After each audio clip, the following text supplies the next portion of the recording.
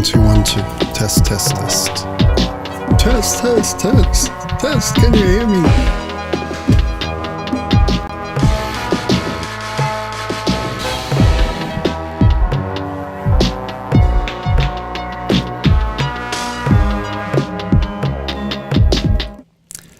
Hello, folks. Welcome to the live stream. Today is Tuesday, June the 2nd. It's a beautiful warm day here in the Mojave Desert. This is going to be a live vibe coding, basically just sharing my process working today from home, from my home office. Got some cool stuff to share today. The first thing I'm going to be sharing is today's episode of Healthcare AI Daily. And in case you're not familiar, every week I've been releasing Healthcare AI Weekly, which goes out on Fridays, which is a journal club, which showcases 2 articles which have been published in peer-reviewed journals over the last week. One of the articles is of a very high importance and a popular article, but also shares a sleeper article as well, one which you might have missed, but still could have some important learning objectives or caveats. So that goes live on Friday. We'll actually watch that on the live stream together. There were 2 good articles this week. One was about EKG triage, and another article from a group in Alaska talking about the nuances of using large language models in their community, which was great. And I've also launched Healthcare AI Daily, which is going out every morning.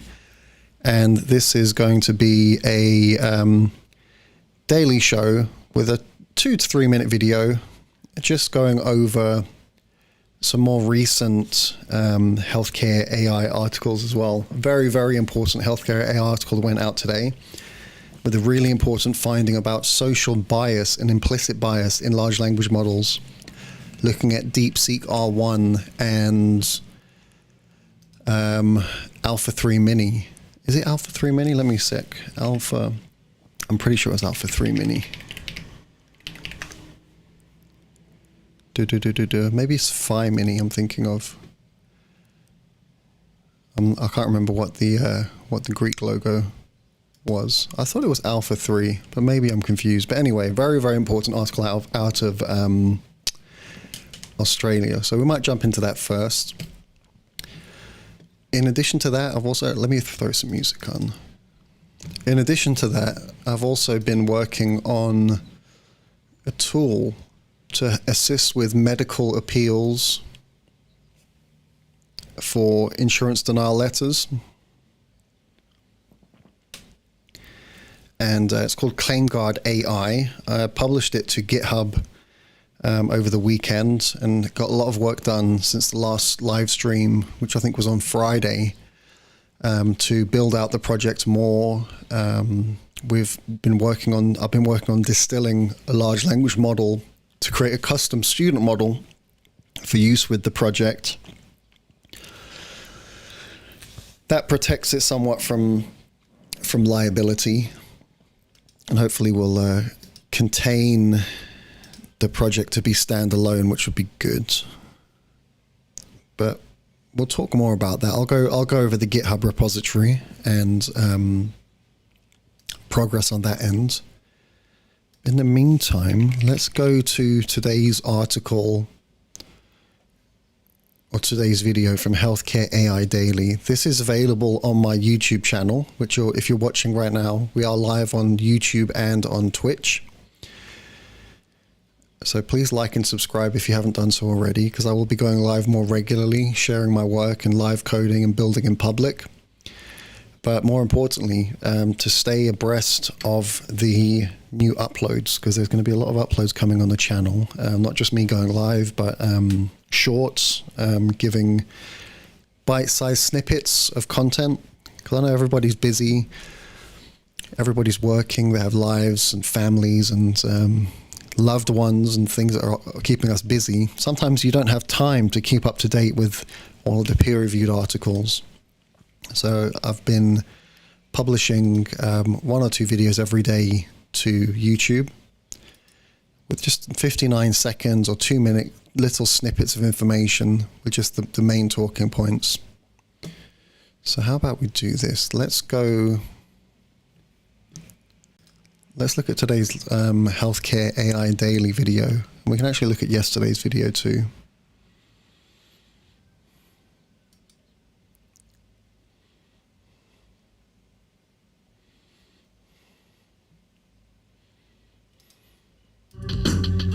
Kick on my screen here. Look at that, Bitcoin 67,000. Market's really going down right now. So let me just pause the music for a hot second. These are songs I've created using a Python script. And let's look at today's episode, Healthcare AI Daily. This is an article from Australia, which looked at racial prejudice and bias inside of clinical scenarios designed in DeepSeek and in Alpha 3 Mini. So here's today's Healthcare AI Daily article. Welcome to Healthcare AI Daily. Today, a Journal of Medical Internet Research article by Docking and colleagues asks whether reasoning large language models become fairer in healthcare. The paper's short answer, not automatically. The authors generated 36,000 clinical vignettes across 18 common conditions with O3, Mini, and DeepSeek, R1. They compared the race and gender mix in those synthetic cases with published United States epidemiology, using a 20% deviation as the warning threshold. The headline result is uncomfortable. For race, O3, Mini crossed that threshold in 14 of 18 conditions. DeepSeek, R1 crossed it in 16. Both models overrepresented Black patients in several stereotypically associated diseases. The figures show the drift. Red diamonds are published epidemiology, blue dots are model-generated cases. When they separate, the model's synthetic patient mix is no longer matching the source population. That matters for training cases, evaluation sets, patient messages, and workflow prototypes.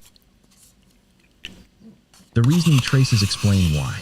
In 16 of 20 sampled DeepSeek R1 traces, the model invoked disease demographic associations, only one-sided quantitative prevalence data. Plain English, chain of thought can turn a stereotype into a confident-sounding case choice. Caveat: this is generated vignette content, not a clinical outcome trial. Still, it is a practical governance signal.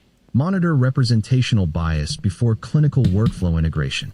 Like, subscribe, and enable notifications for daily Healthcare AI episodes. Healthcare AI Weekly airs every Friday at 9 a.m. Wonderful article. Welcome to Healthcare. Really important article there. Great findings, great questions asked, and I actually emailed the author to congratulate them on such good work. Let's look at this graph here.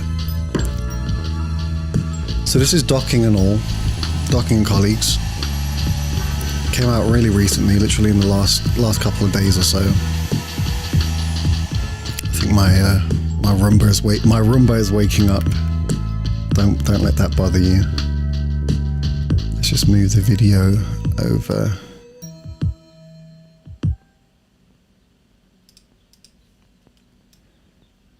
Just move this over here. Oh, what did I do that for? I had a nice grouping there where I had my my glances. Oh, my glances isn't working. We need glances. Glances is my CPU monitor.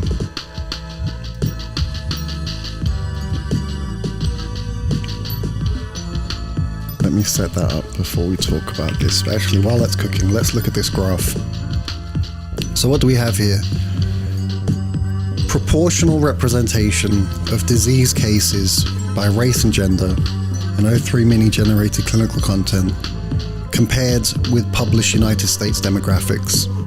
And they have grouped demographics by Black, White, Hispanic, Asian, and other, and also females and males. Important caveat from this article. They didn't include any identification of multiracial, and also Native American or native populations were not included for some reason. I mean, I guess you have to choose your selection criteria, but they decided that to be a factor. So this is for Delta 3 Mini. I could pull up the numbers for DeepSeek as well. And as you can see, the bars here, so the red diamond is the published United States statistics, and the blue dot is what the large language model outputted for these clinical scenarios. Bird's eye view, looking at it from the top down, you can see the least differences are in... Actually, the Asian population probably has the least differences, where they're literally on top of each other, which could be seen as representing the actual demographic data more accurately. Hispanic groups from this research paper show again a closer match between what the large language model outputted and the actual published United States statistics.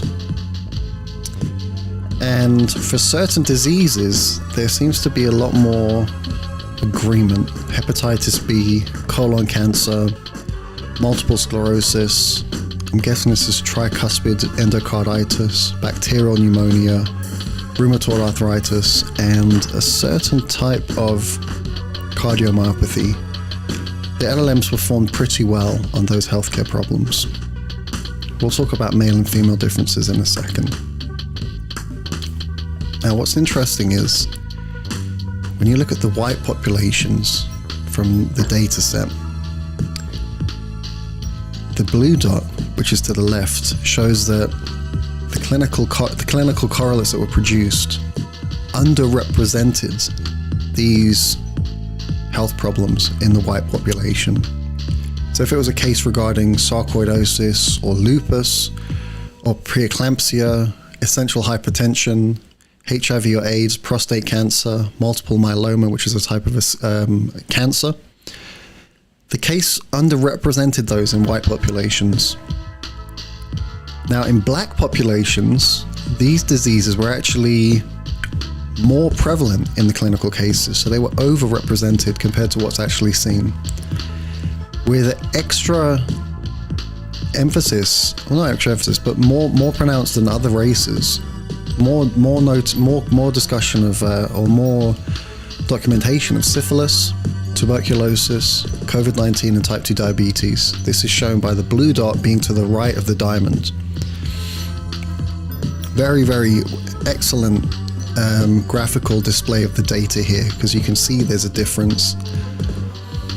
Now let's look at the difference between male and female populations. This is also really interesting for health-seeking information, because I don't know about you guys, a lot of us, I do it myself. Even though I'm trained as a physician, I still sometimes run things by my large language model agents, whether it's Grok, Gemini, ChatGPT, Claude, whatever your go-to is. A lot of people are using this for health information, especially members of the public. So this is really interesting. Comparing the male and the female graph for Alpha 3 Mini. What do you notice? You notice that almost all of the blue dots are to the left of the actual published US statistics for women. And for men, for the same diseases, almost all of the diseases are actually overrepresented in the male population when you ask for a clinical case study. So what does that mean?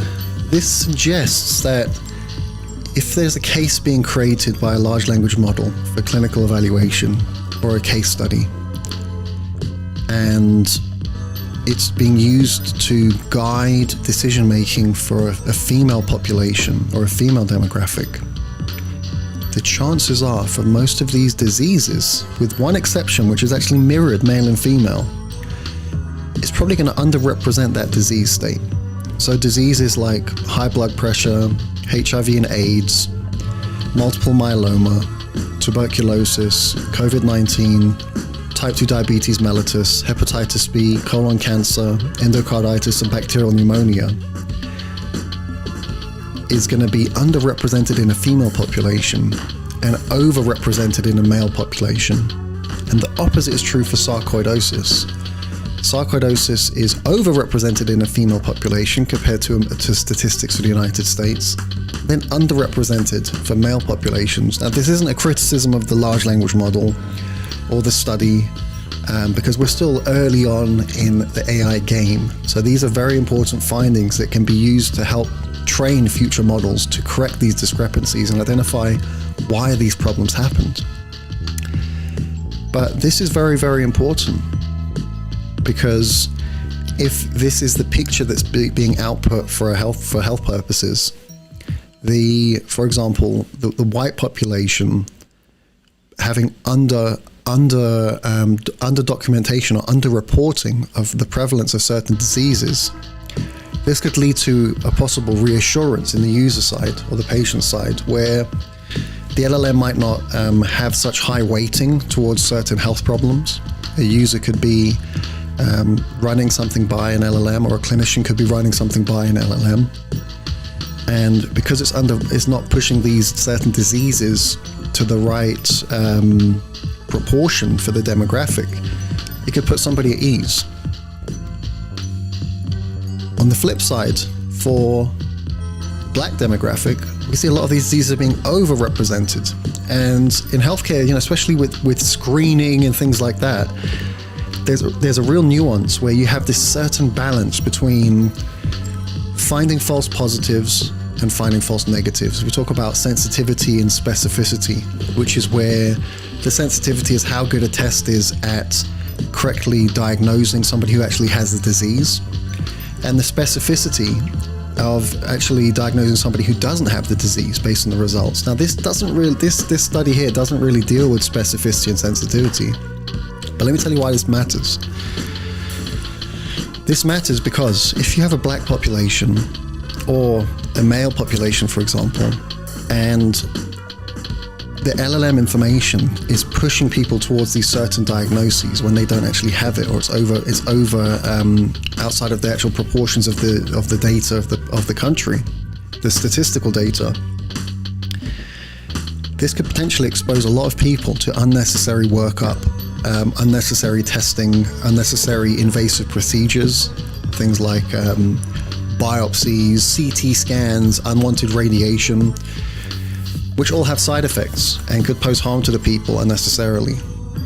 On the flip side, for the female population, for the white population, based just on this LLM information, if this skewed output from the LLM giving health information to the public under what the US statistics are, this could cause reduced presentation to doctors possibly. So if somebody has a clinical case and it's not presenting somebody with potentially high blood pressure or lupus, or a female patient with a multiple myeloma sign, or a risk of COVID-19 or tuberculosis or type 2 diabetes, this could also have a problem too, because that's almost a false negative. That person goes around living their life thinking everything's good. In the meantime, the disease worsens and can progress, and then they present later on with more advanced pathology and more problems, basically. Now, I can hear my phone whistling. Where is it? It's over here. Now, an important caveat from this article is that these are older models. We have DeepSeek 4 now, and the LLMs have progressed a lot just in the last 6 months. They've really improved and been trained very, very well. And I've worked on projects trying to stress test and red team some of these large language models, and they are very, very robust, and they do respond very, very well. But these nuances, such as raised by Doc and colleagues in their article, raises an important question, an important nuance to be aware of when when interpreting this data,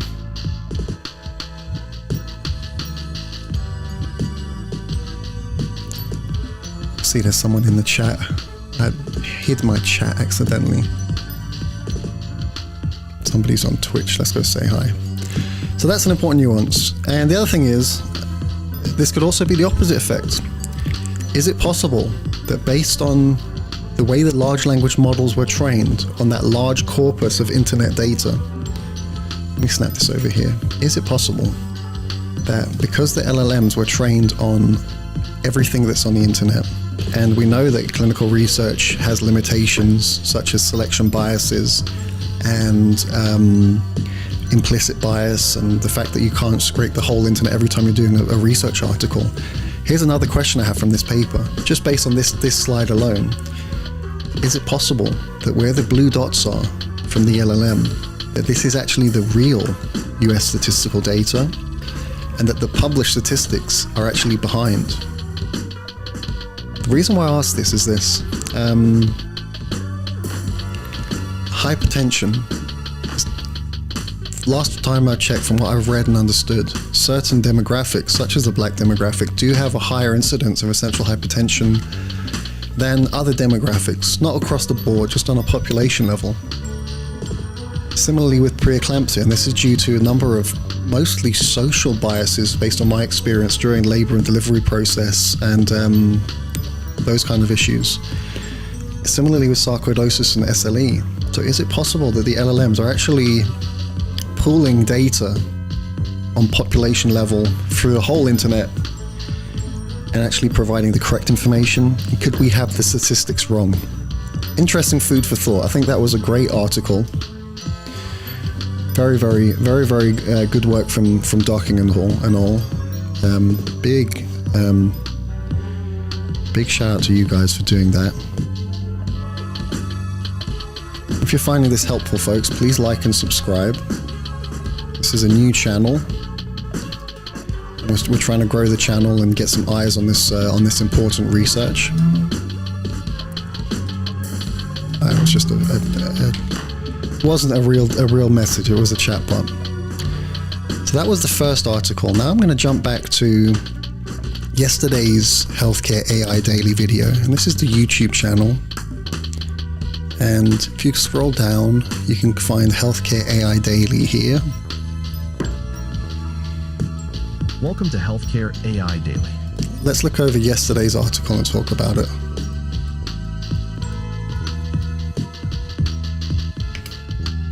It's going to go full screen.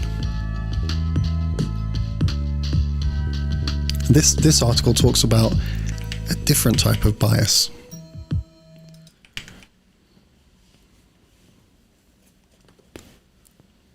Let's take it from the top. Welcome to Healthcare AI Daily. Today's paper is Drenkow and colleagues in NPJ Digital Medicine on detecting dataset bias in medical AI. The practical question is simple. Could the model be right for the wrong reason? That matters clinically because a model can look accurate in testing and still fail in a new hospital. It may learn scanner type, missing data patterns, or workflow artifacts instead of the illness signal. G-Audit asks whether a potential shortcut is both predictive of the label and detectable from the data. When both are true, reviewers have a warning signal worth stress testing. For healthcare AI teams, this belongs before release, during external validation, and whenever subgroup performance gaps appear. It is governance infrastructure, not just another model score. The caveat: a dataset bias audit is a warning light, not a safety certificate. It should guide clinical validation, subgroup analysis, drift monitoring, and post-deployment review. Bottom line, if your healthcare AI model works, ask why it works. A credible launch validates the signal, not just the score. If this was useful, like, subscribe, and enable notifications for daily Healthcare AI episodes. And keep an eye out for Healthcare AI Weekly, released every Friday at 9 a.m. Okay, let's have a look at that first cover page that they had. Welcome to Healthcare. So what does the abstract say? So we've got Nathan Drenkow and colleagues, published in NPJ Digital Medicine. This is an early online publication. Came out on 29th of May 2026. Despite many success stories along the path of artificial intelligence rise in healthcare, there are comparably many reports of significant shortcomings and unexpected behavior of AI in development. I think we all know about that. We've all experienced that. A major risk is AI's reliance on association-based learning, where non-representative machine learning datasets can amplify latent bias during training and hide it during testing.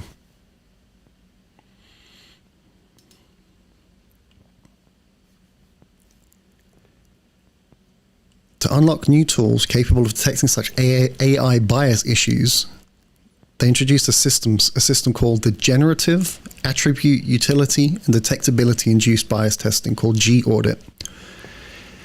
This is a data modality agnostic dataset auditing approach that automatically quantifies shortcut learning risks by examining the interplay between task-level annotations, sensor-level measurements, and patient environmental and acquisition characteristics.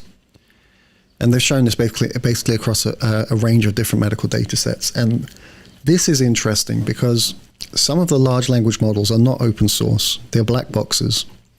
And users of the large language models or the AI agents may not know how the AI tool is coming to the conclusion that it's made, as opposed to open source tools, which are white boxes, where you can peek under the hood and see how it made its decisions and why. So the point that Drenko and colleagues make in this article is that when an AI tool or a large language model makes a conclusion, it's important to know why and how it made that conclusion, and why is it making that conclusion? Is that something that's actually relevant to clinical data? And this piggybacks really nicely to today's article about the racial biases in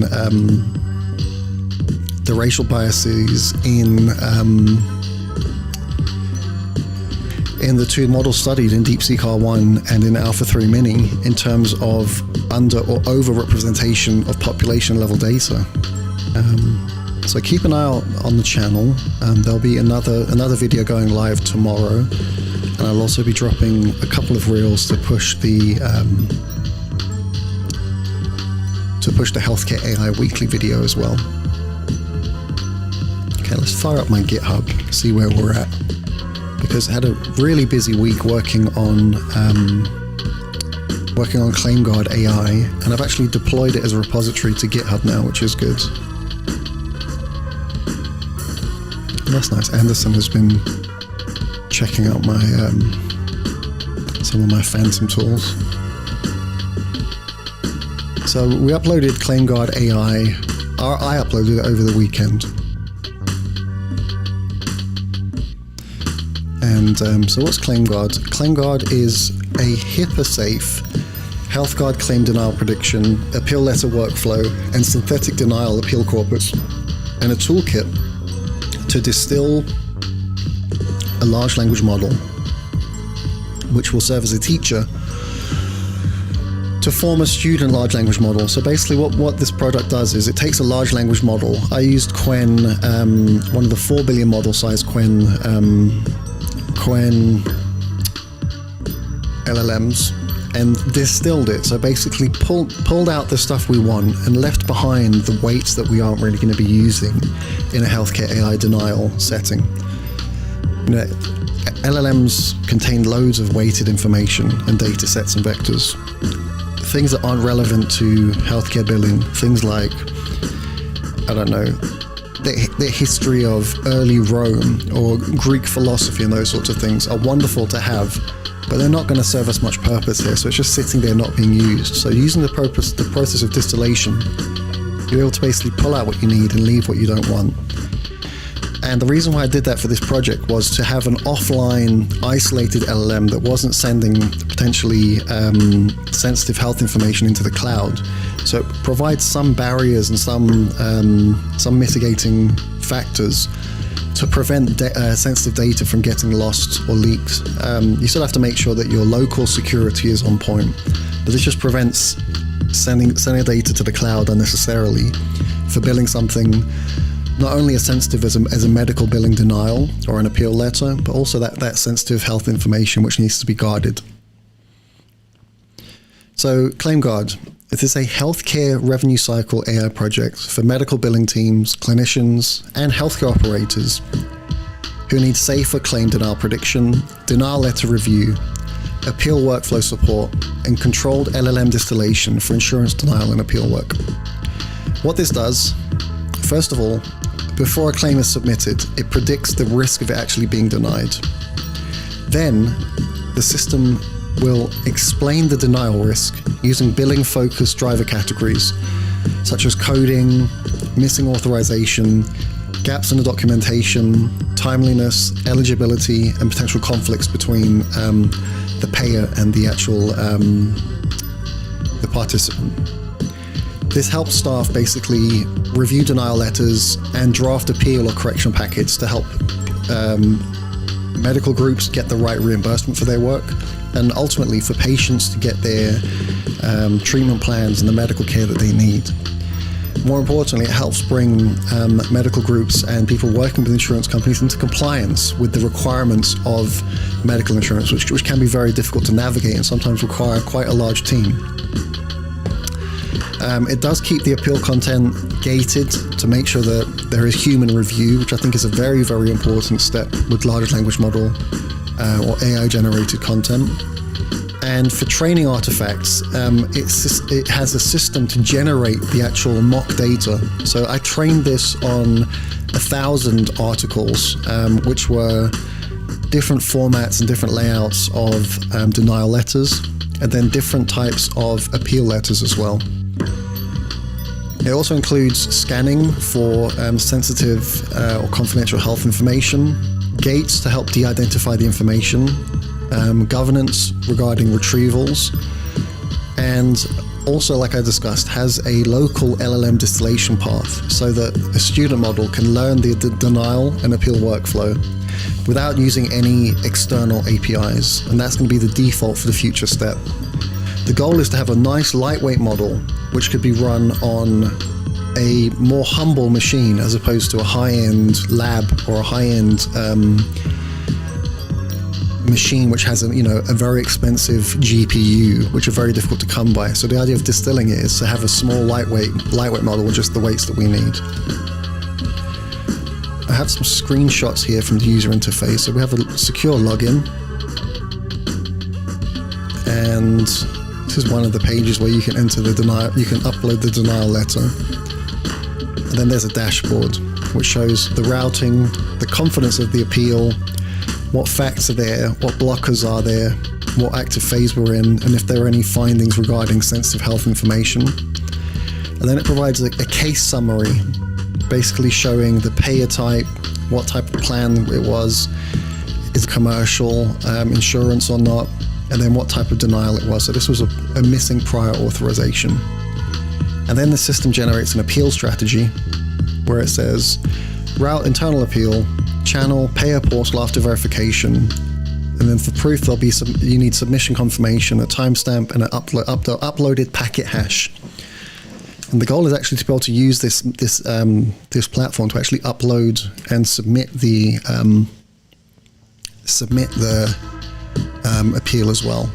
And I've broken down on the GitHub URL a plain language breakdown for clinicians and lay people, and also a more technical breakdown of the LLM distillation process. And what we're going to do today is on the left side of my screen actually have the project here. So I'm going to be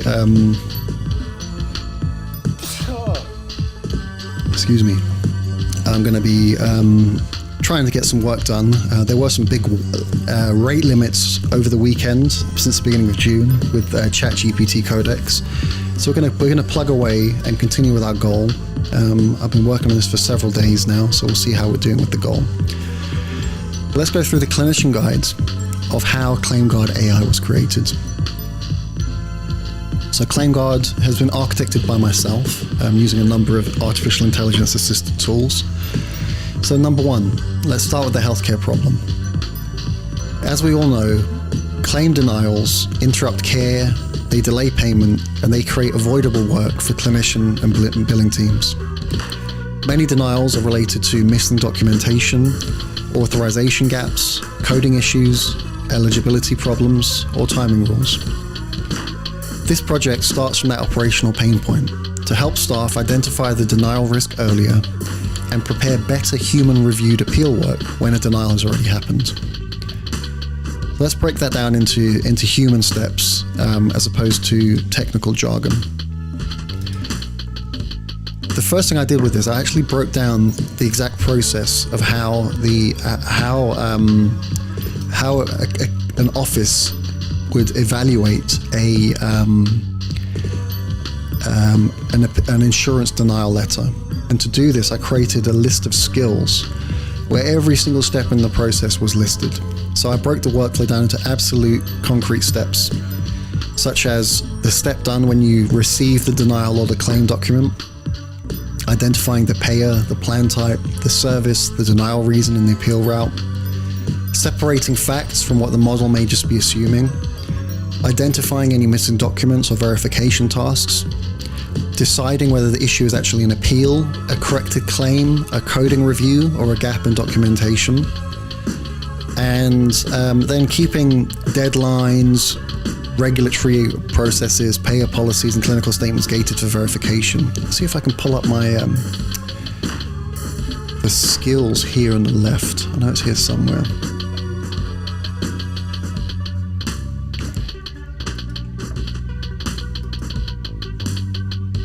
There's a big breakdown of every single step that a person would do to literally looking at the letter, checking the patient information. There we go, skills. So I've decomposed every single step of the appeal process down to atomic single bite-sized steps. So let's pull one of these up.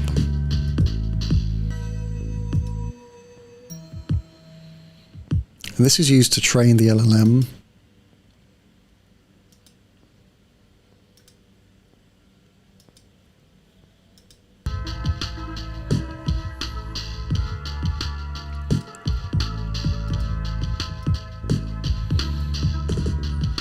And we have rubrics, weighted rubrics to score the outputs. Decision tree.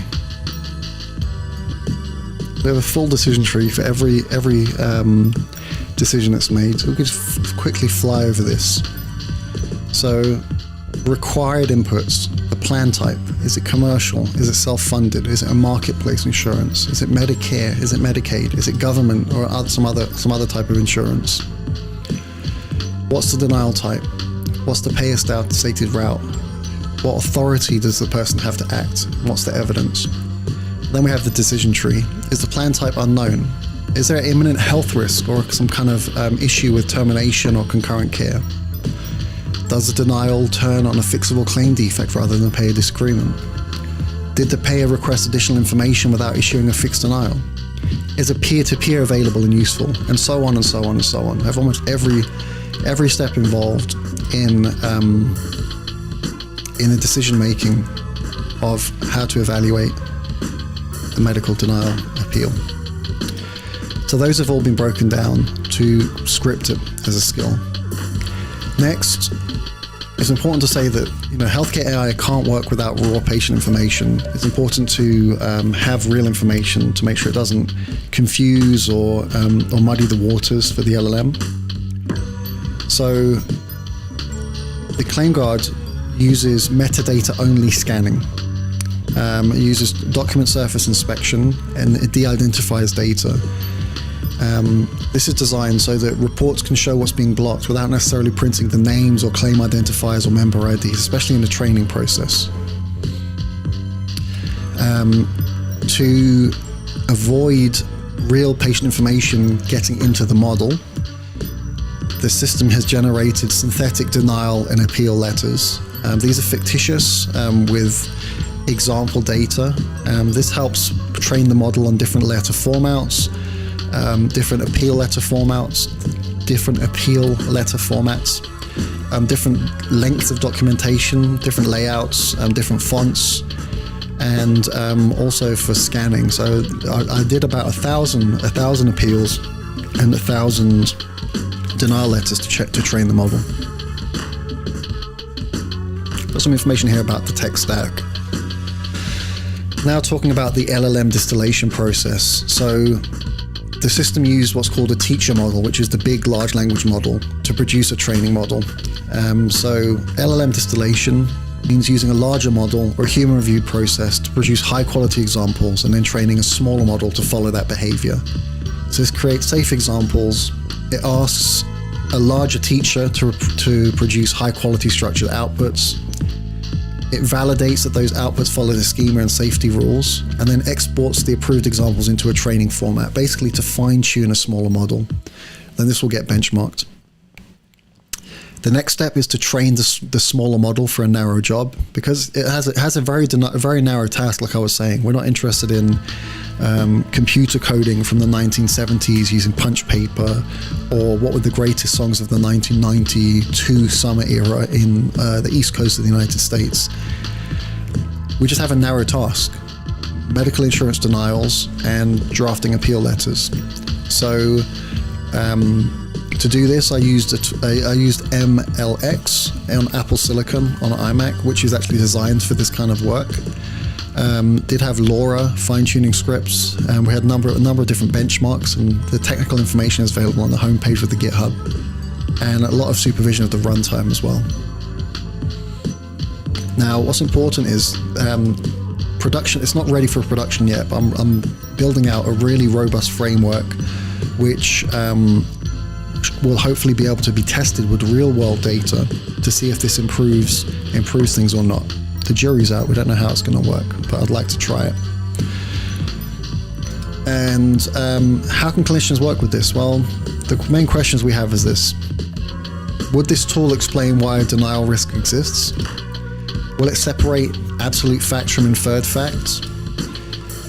Will Claimguard preserve human review before submission? Will Claimguard keep sensitive information out of logs and evidence files? Will it avoid claiming legal certainty or medical certainty regarding assertions it makes? And will it document why it's still blocked before production use, or what is still blocked before production use? So I've still got a few tests to do. And I'm going to jump into some coding here. But first, I'm going to take a quick break, and then I'll come right back.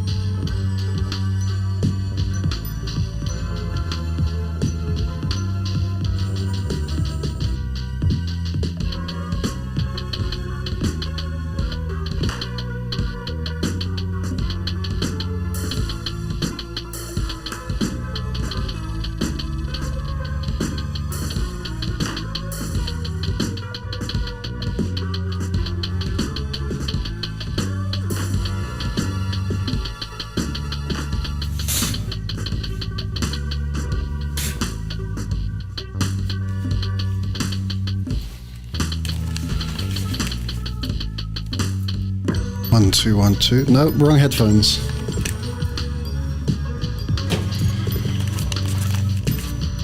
Okay, that's better.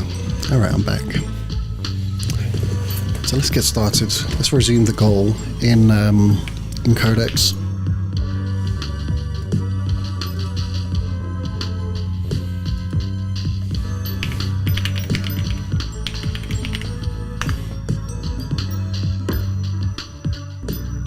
So I've been working on this, or ChatGPT Codex has been working on this for 1 day, 18 hours and 5 minutes. So it's a big project, but we have important work to do. So it's going to pick up where it left off and then continue working through the goals. So right now it's rechecking the current sensitive information plan readiness and coverage for the evidence report.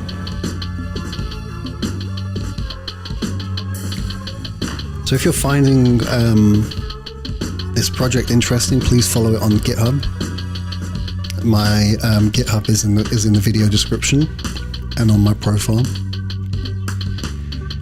And if you're interested in the channel and the work I'm doing here, please also like and subscribe to support the channel, so you can stay ahead of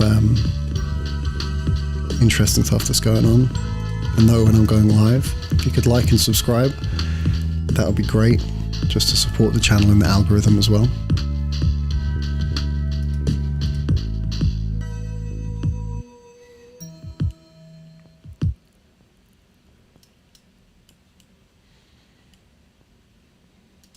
All right. So while that's working away there on the left, I'm going to be have some other scripts I'm working on that I want to improve.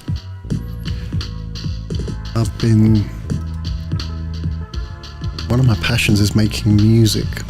The music you're listening to right now was composed by myself and mixed and mastered by myself. I have a script which generates MIDI based on rules of music theory and creates a full song which has an intro, a verse, a chorus, a fill, and all that good stuff, and an outro. I want to make a couple of changes because some of the songs it's choosing the sounds it chooses are not correct. And I've been using Mimo from Xiaomi. They have a very, very reasonable cost of compute, which is important. I have a pretty good going token habit, and I was very fortunate actually. Last month I applied for a builder's grant with Xiaomi Mimo, and they awarded me 700 million tokens, which I burnt through creating this script. But then they extended to me a special deal for this month for a token plan. So I've been using that alongside ChatGPT 5.5. Jury's still out as to whether I'm going to renew my GPT subscription. But I'm actually pretty happy with how Mimo 2.5 is operating. And it seems to be able to do everything I want, especially in my Hermes agent. Some nice vanilla yogurt to start the day. I might step away later on and make some French fries to snack.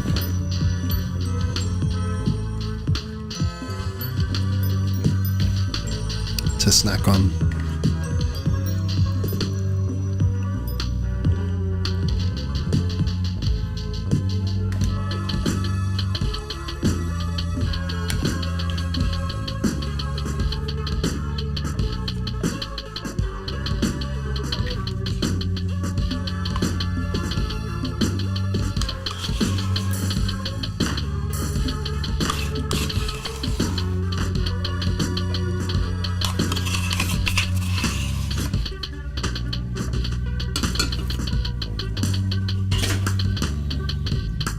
That was nice. Okay. I just want to check how it's making the songs, because I'm pretty sure somewhere in the in the logic, I had introduced a rule where, to keep things interesting, the drum assignments can be varied.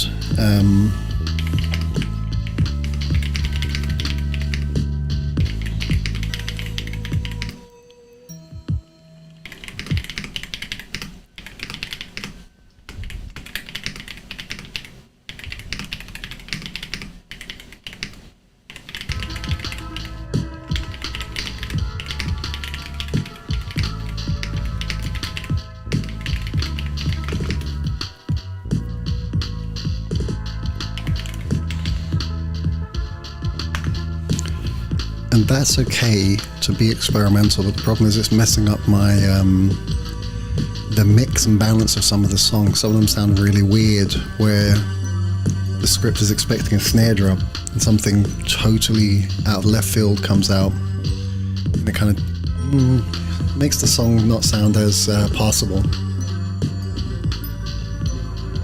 So I'd like to fix that today, just to make sure that a snare is a snare, a kick drum is a kick drum, a hi-hat is a hi-hat, and so on. And for this I'm using open code, and oh, what did I do? Okay, I thought I lost my terminal there. I'm using open code with Mimo for this, which is working pretty well.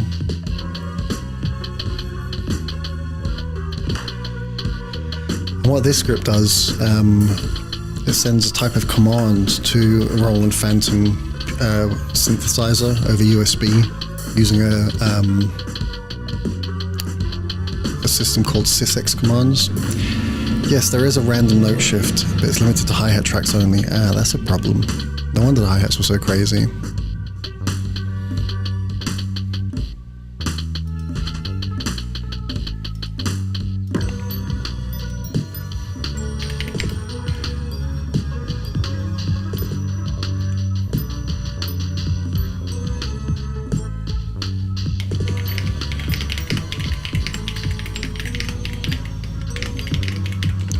So there is some random transposing.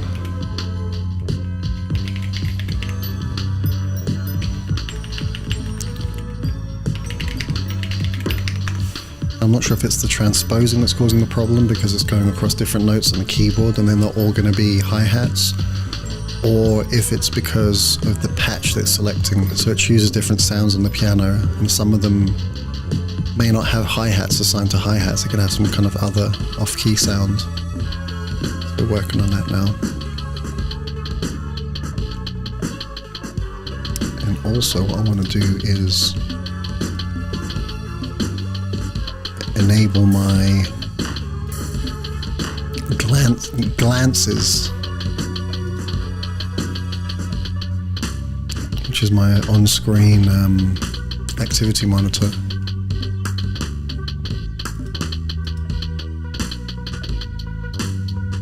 Just run it from here. Let's use open code to have more.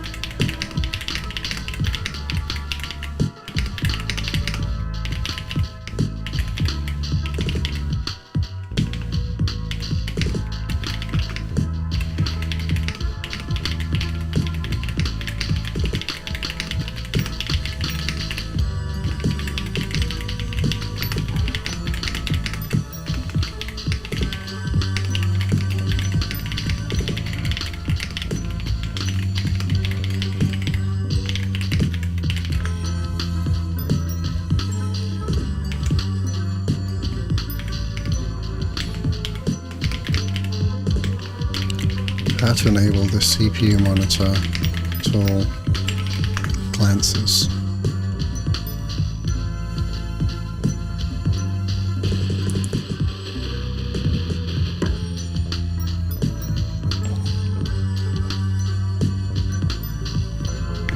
So we're firing on all cylinders right now.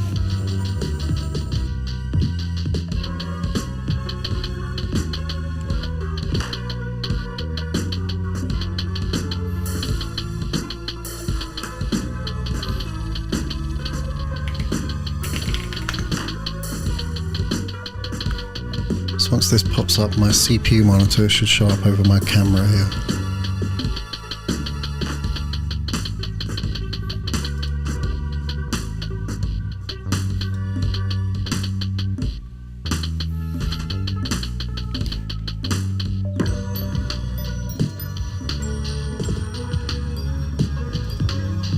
I have it in the terminal, but I don't see it over my screen. Before I was running some kind of server for it to work.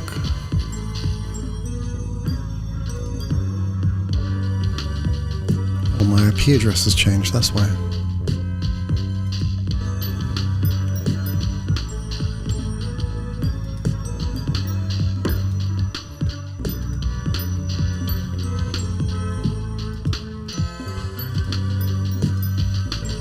Six 1208.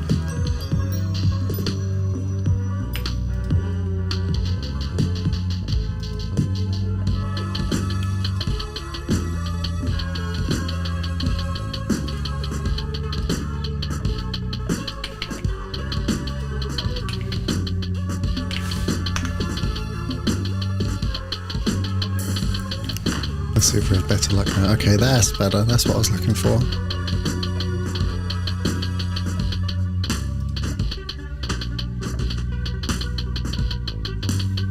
Okay, we're back. Good. Success. First success of the stream. We have I have my CPU monitor working nicely. That was cool.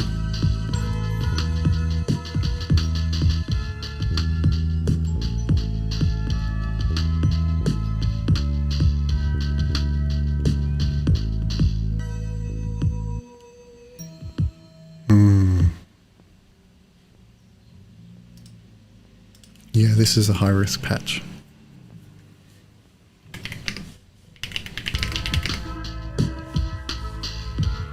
What I love about open code is that I can just highlight stuff, it automatically gets copied, and then I can paste it, so there's no need to do a lot of keyboard typing and stuff. CR78. I think the CR70 actually has a good... Let me have a listen.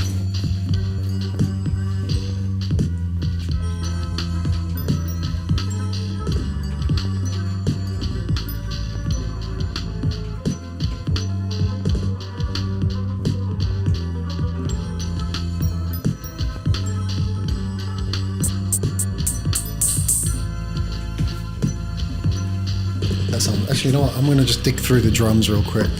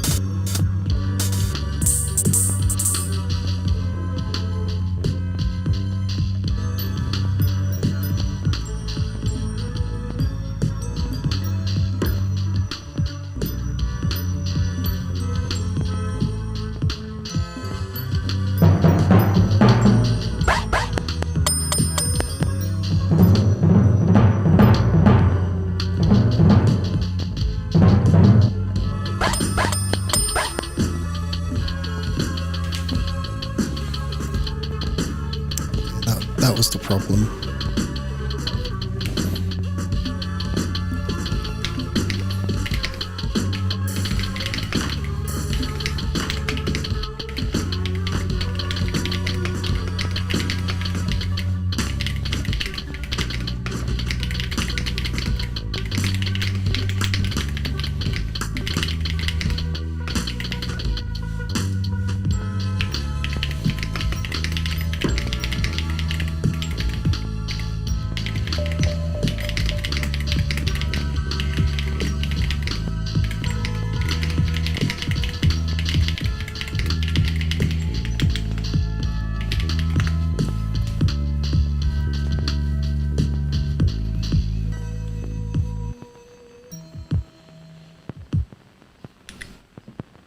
That's cool. We've already been live for about an hour. Oops.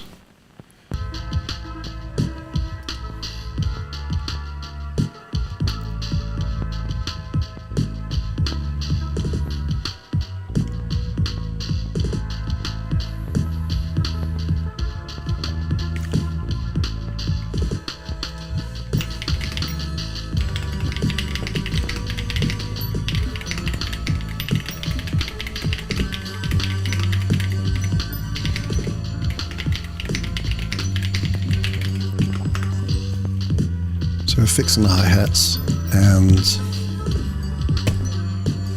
see if there's any other problems with any of the other drums, because I might have been more experimental.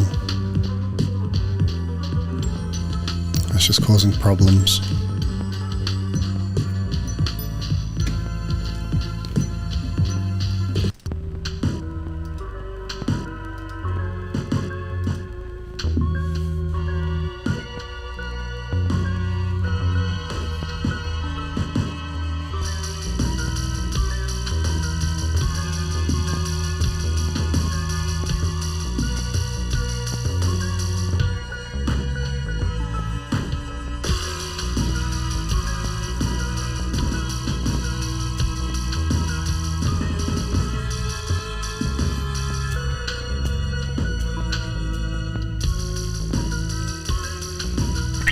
My subscription to ChatGPT Pro expires in about 3 or 4 days, so if I can get this finished by then, that would be great. If not, we'll jump over to Mimo to do the rest.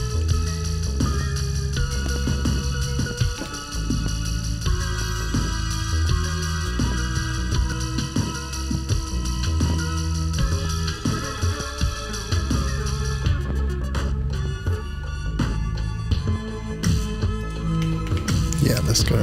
Yes.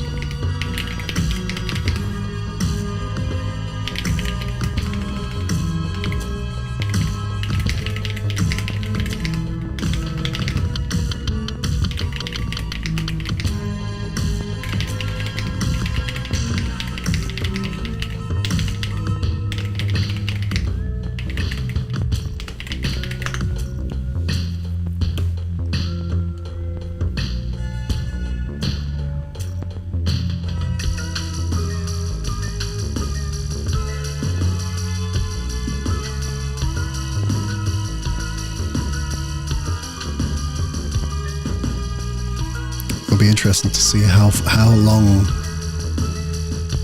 can this goal be worked on today before hitting a roadblock. I've heard of some devs on X saying that, you know, last week this thing was just going for days on end, but since things are back to normal now, it's June and limits are back to normal, people have been talking about working for 40 minutes and then hitting a rate limit. But let's see how we get on.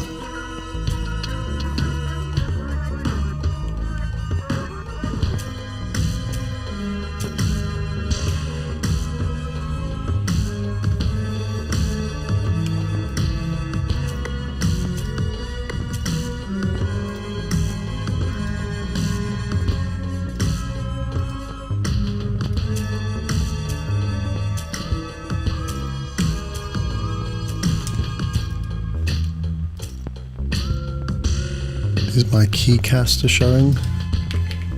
Oops. Pressed the wrong button. Come back. Come back.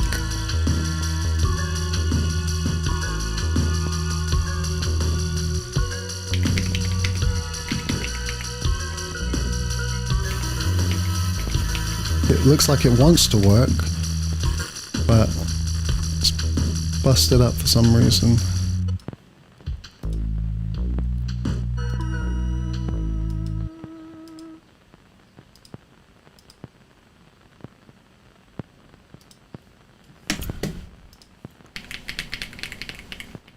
Weird. I have this thing where the text I write should show up. Maybe I need to configure it from up here.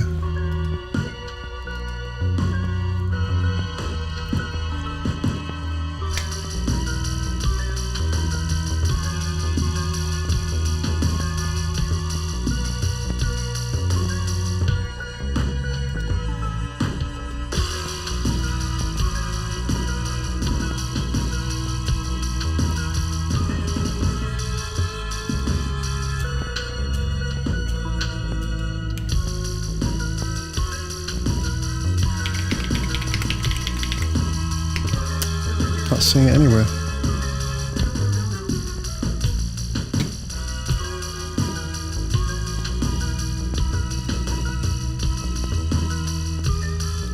Ah, there it goes. Okay, that's cool.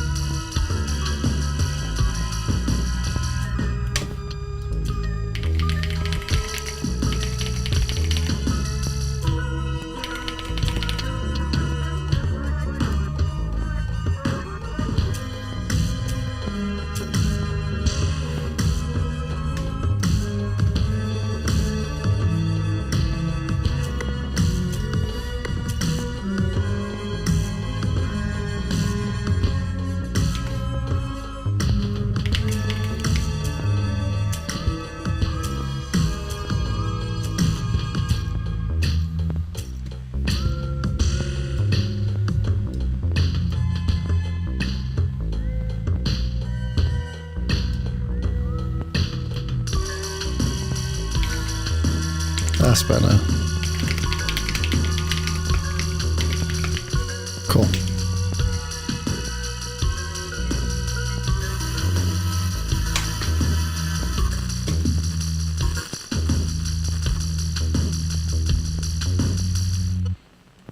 So what have we done? We fixed the audio script. We're working on Claimguard. We have talked about Healthcare AI Weekly and Healthcare AI Daily, which is good. We enabled glances.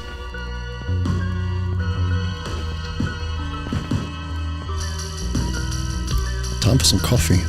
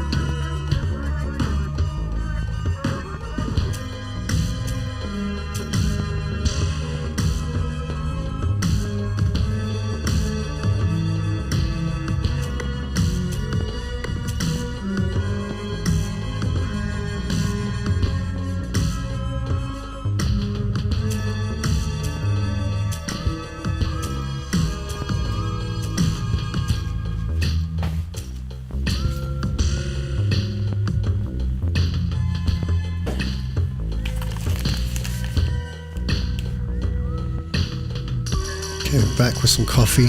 Got my nice microplastics cup here. I swap coffee everywhere. I put an extra shot of coffee in the cup, and it totally overflowed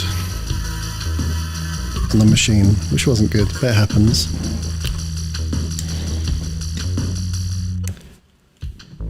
I don't think I've shared today's episode of Healthcare AI Daily to X, so I'm going to do that now.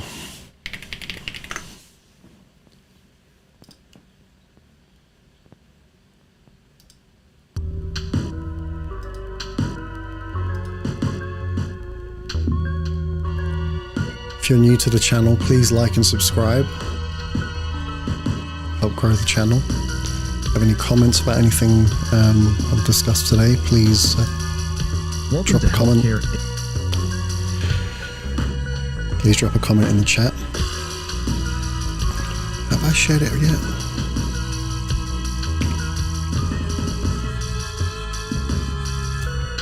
Maybe I did and I forgot about it. Not yet.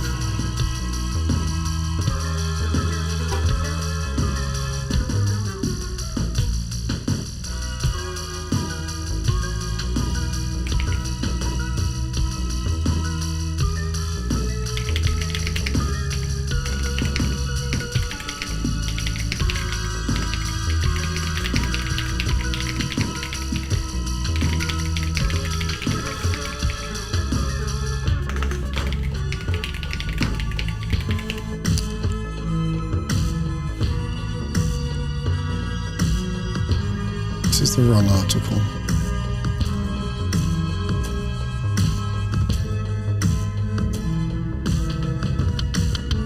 Welcome to Healthcare AI Daily.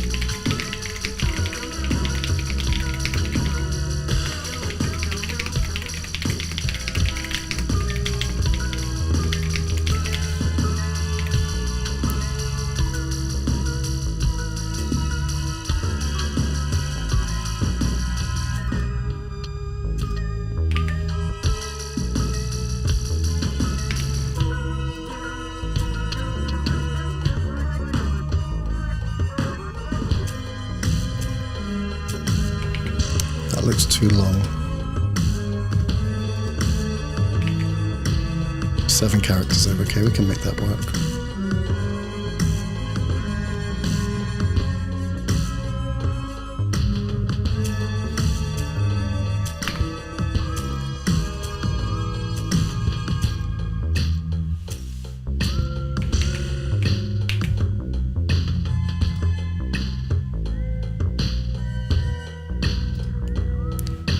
Share that to the folks over at LinkedIn as well.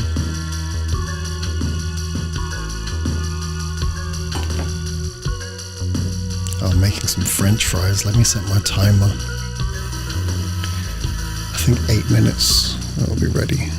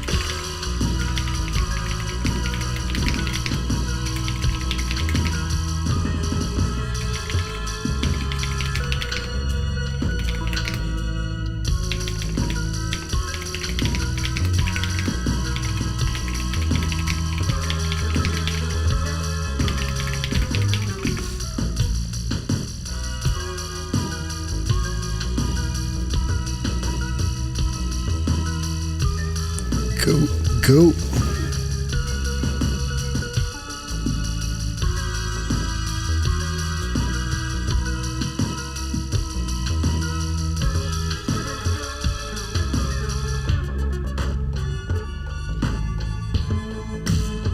And I hit my limit, look at that. 12 minutes.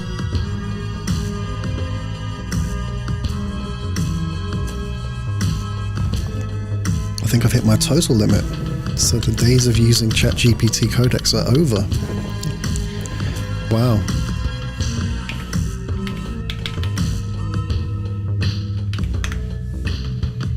Yeah, I've totally eaten my weekly limit. Look at that, folks. Wow.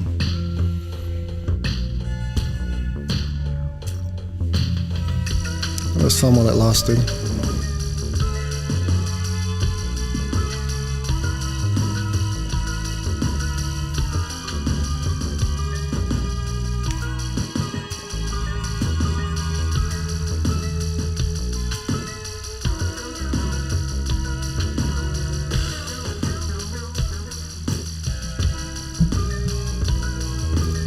What did they say in Hitchhiker's Guide to the Galaxy?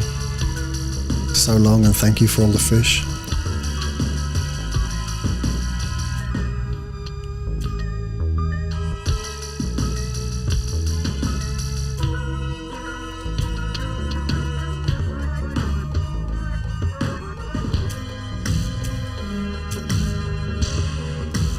Okay.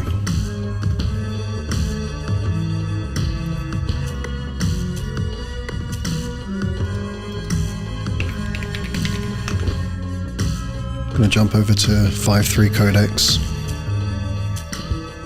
as I still have our codec Spark. I still have some limits there.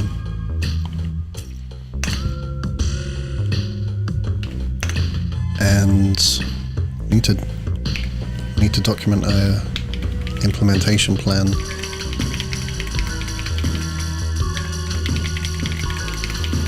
If I don't have one already.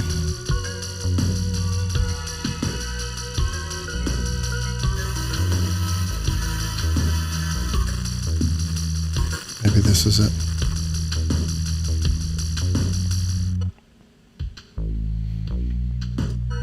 Document an implementation plan.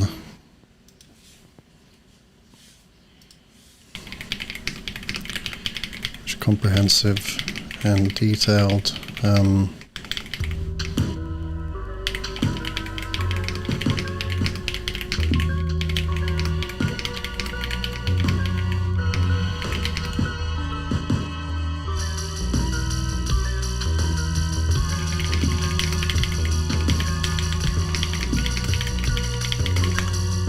Let's see how codecs works. Hit my limit for codecs as well? Really, dude?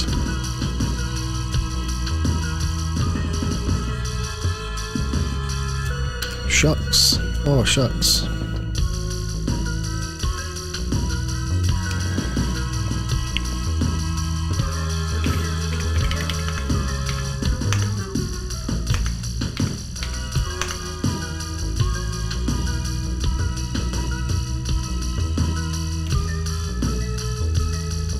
GPT-5.3 codecs is not supported when using codecs with a ChatGPT account.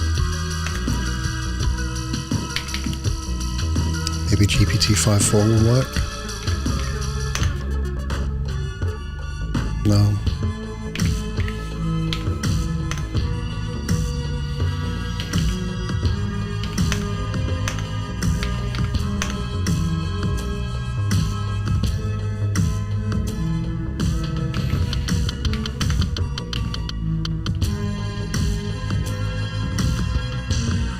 Where?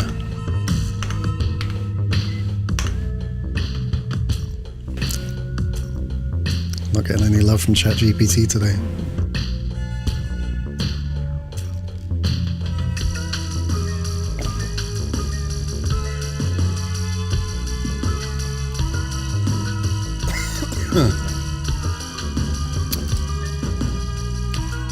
It's okay, my French fries are going to be ready soon. Might be a good spot to end the stream. But a great changelog here. I think this is the plan. This is the roadmap.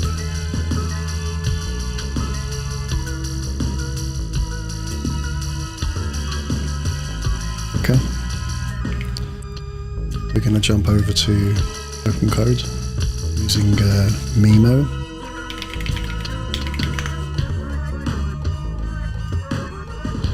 And we're going to implement the plan based on what's been done in the changelog.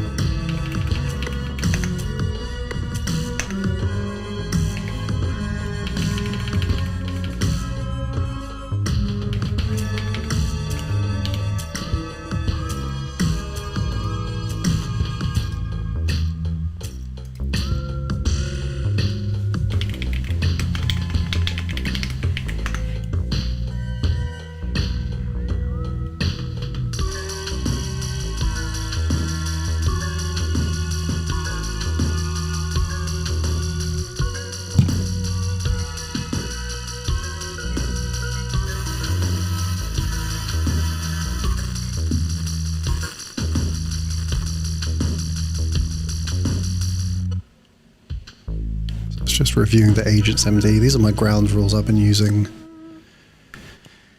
Make sure we have rollback ready changes. Don't touch any file unless you back it up first. Review history first. Timestamp the change log. Document exactly what was changed and why. And then for healthcare settings, don't make sure it's HIPAA at least compliant, if not totally HIPAA approved. Do your best to be HIPAA compliant, especially in a test setting. So let's implement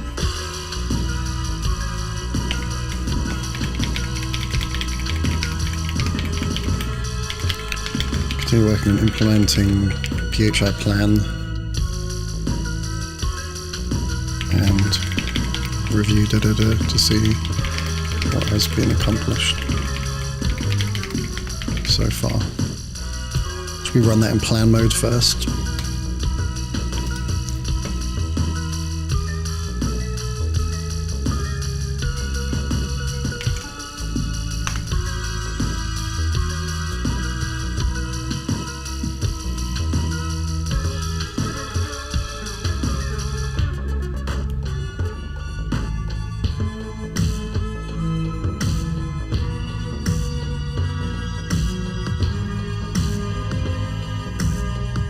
What's nice about using Mimo, the context is huge. It has a million token context, so it's good for reviewing a big code base.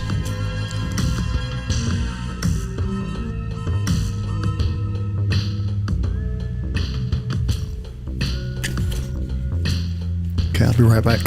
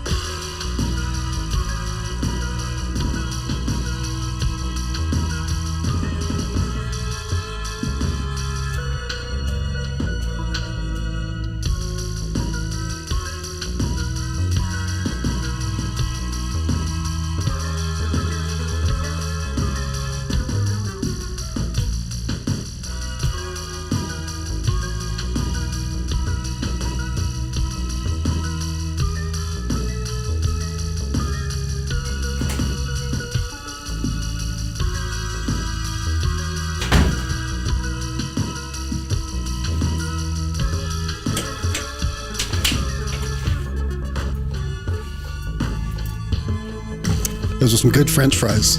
I put hot sauce on there, ketchup, and then Armenian kebab seasoning. It's my new cheat code for French fries.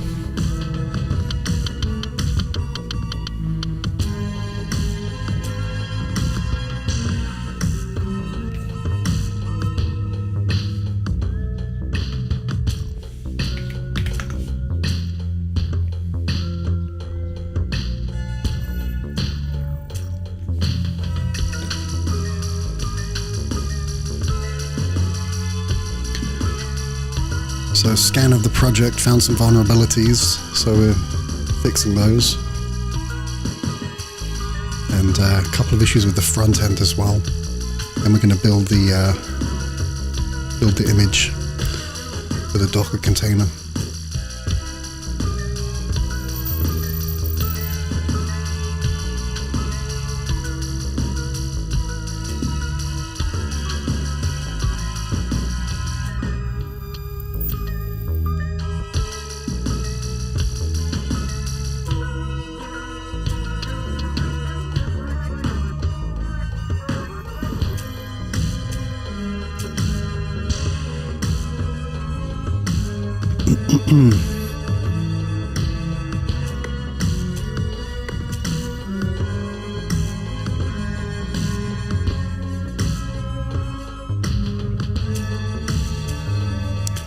I think my ticker is out of date. Let's fix that.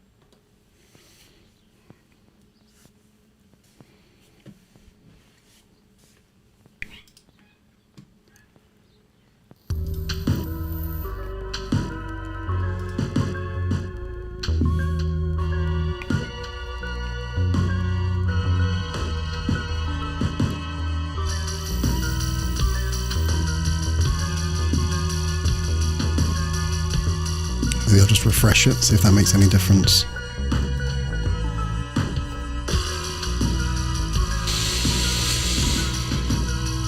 It looks like it's current, so that's good.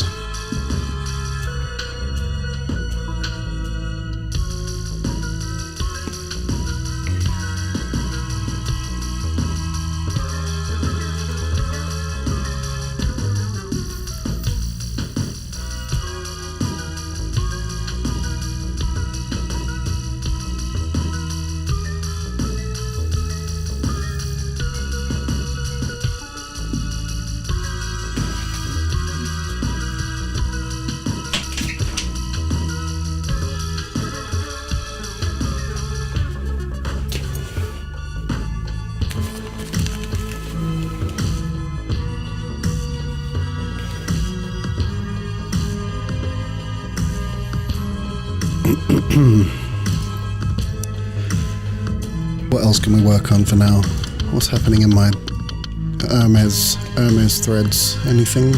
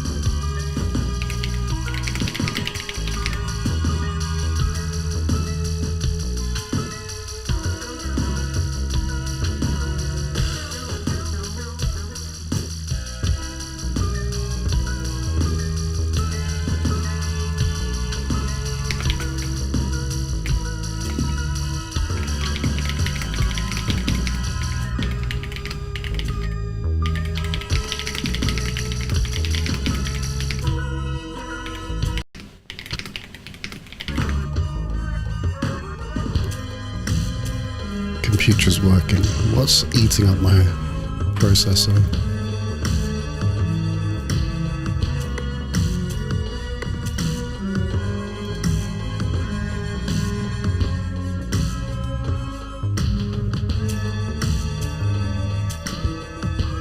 Nothing that crazy, he says. Firing on all cylinders.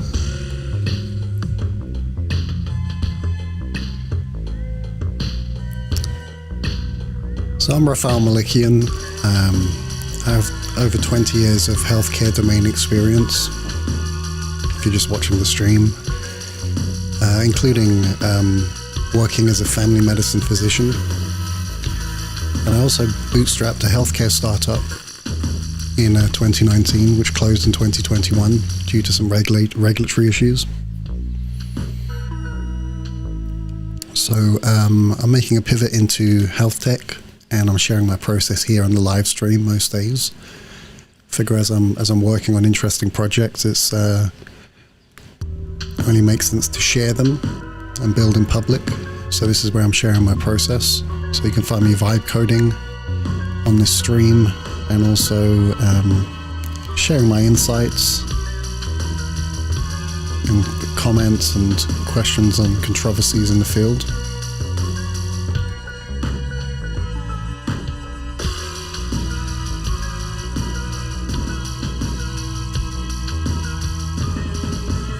So if you find this helpful, or if you're in a similar boat to me, please like and subscribe.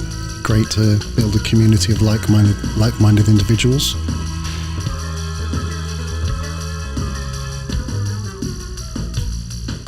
You can follow me over on YouTube, on Twitch,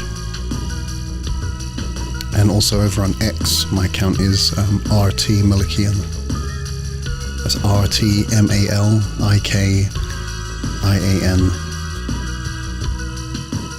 And if there's a healthcare issue that you're that's causing a problem for you as an individual or as a company, I'd love to have a shot at talking about how we could possibly solve that or improve your workflow. So please reach out. My email is in the description for the video, as well as all of my socials and how to contact me. So please reach out. I'd love to collaborate on some meaningful work. I've got my Hermes agent ticking along in the background, using Mimo as well. Doing some networking, not networking in terms of computer networking, but more professional networking on my behalf.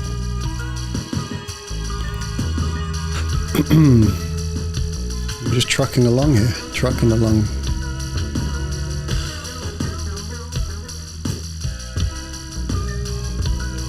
I think it's been a good stream. We're hitting the 2-hour mark. I might leave things there for today. I'll probably jump back on again tomorrow to talk about a new episode of Healthcare AI Daily. I'm not sure which article we're going to look at yet. We're working on that later. But in the meantime, thank you for letting me share my process with you. We got some good stuff done today. We talked about the racial bias with LLMs, which is an important discussion for equity. Fixed my Python script, and then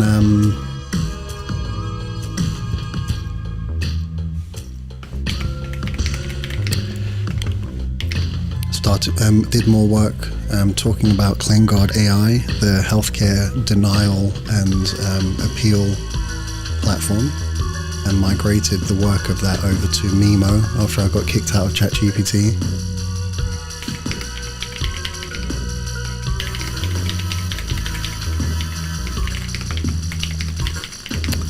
So it's been a productive morning so far.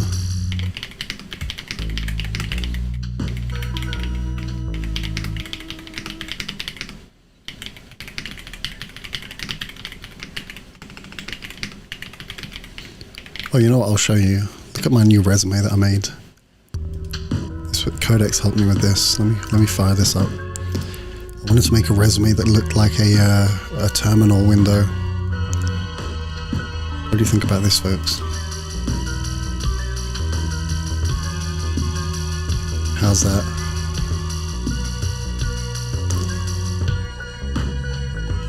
Used some Python-themed details there, so it's a one-page resume. What I really like is the part of my resume where I talk about, how do I zoom in? Over here on the right, where I've selected project links like my GitHub repositories. It says git clone and then the URL for the GitHub. So I thought that was pretty cool. I worked on that yesterday. Graphics is definitely a weak spot of mine, so being able to use these AI tools is a big help.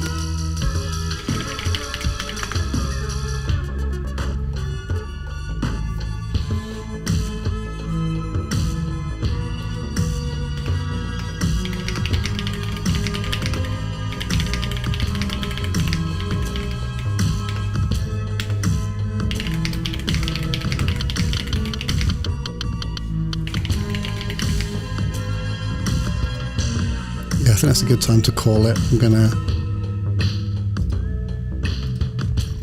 gonna sign off for now. Let this just tick along in the background. So thank you, folks, for letting me share my process. Please like, subscribe, enable notifications, and